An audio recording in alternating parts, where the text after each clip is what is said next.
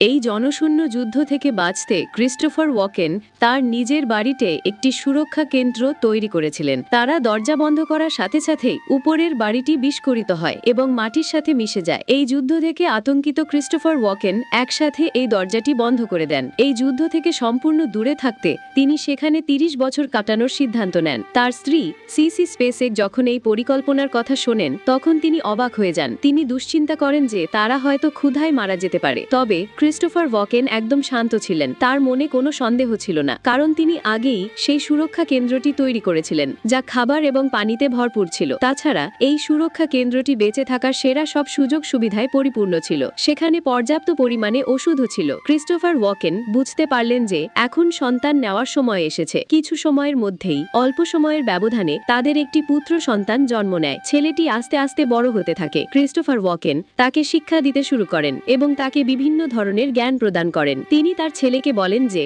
বাইরের পৃথিবী এখন সম্পূর্ণভাবে তেজস্ক্রিয়তা বা ধ্বংসলীলার প্রভাবে রয়েছে, তাই তারা এই সুরক্ষা কেন্দ্রের ভেতরেই বসবাস করছে। এই সুরক্ষা কেন্দ্রে ৩০ বছর অতিবাহিত হওয়ার পর অবশেষে সেই সুরক্ষা কেন্দ্রের দরজাটি খুলে যায়। পুরো পরিবার অত্যন্ত উত্তেজনার সাথে পুনরায় পৃথিবীর উপরিভাগে ফিরে আসে। যখন ক্রিস্টোফার ওয়াকেন বাইরের জগৎ দেখেন ৩০ বছর পর, তখন তিনি সেই সুরক্ষা কেন্দ্রটি ছেড়ে বাইরে বেরিয়ে আসেন।